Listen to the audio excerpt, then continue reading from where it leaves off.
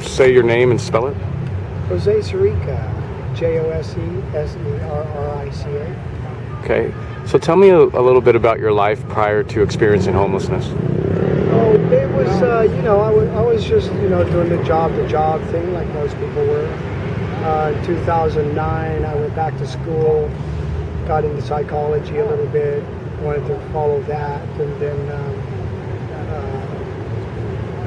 the Occupy movement kind of came along as towards the end there, and I decided to get involved with that because I was seeing a lot of the things happening at the time. Okay, tell me about the transition from mainstream life to homelessness. Well, I started noticing that how the homeless was being actually treated by the police, and so I wanted to get a better idea of it, and so I was a member of a home church that was losing illegal foreclosure. So I was a little bit angry, so I wanted to kind of see what was going on, what was happening. So I thought, homeless people are being made homeless by a lot of these foreclosures. And so I started seeing this really radical rise in the numbers of homelessness on the streets, and just actually seeing it myself. So I decided to just give all my stuff away and pretty much just jump into being homeless to experience what it is that they go through, what kind of sleep deprivation they have to maintain some kind of normal living life with. Non-regenerative sleep, because you are sleeping basically with one eye open in this interesting kind of survival mode 24 hours a day. And so that has, over a period of time, an effect on how people are thinking. And so when they see people who are homeless on the street acting kind of irrational, it's no wonder that they're acting that way. I mean, in a lot of ways, they've been reduced to an almost savage existence. What's been your experience, good and bad, with homelessness so far? Well,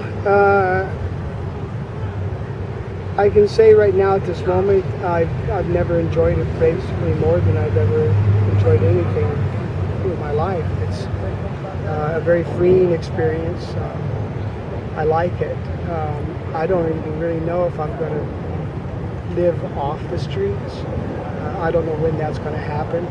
But for now, I can see myself living here now for quite some time. But it has been, it's been up and down. I've been assaulted a few times.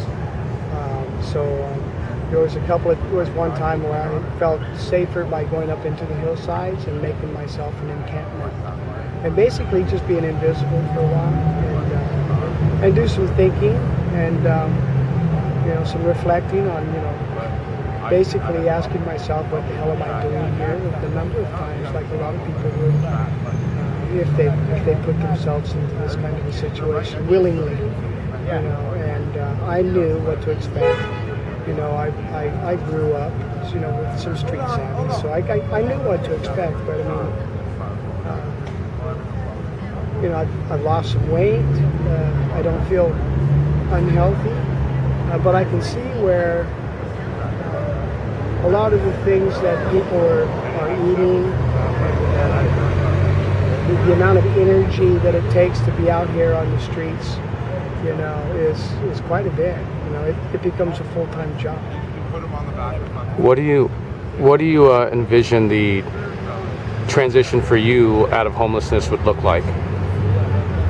Well, I started a nonprofit called the Humanity Hub, and that was sort of out of the Occupy movement, where the Friends of Occupy program had created this 501c4 in order for any working group to be able to create something and work legally through the system and whatnot, any kind of projects that people were working on. So when I created the Humanity Hub, I went with them, and so they helped me get sort of set where I just collect donations from the community, or they send a few bucks in when they can, and I try to make it last as much as I can, and I try to accumulate whatever survival needs that the people on the street would need.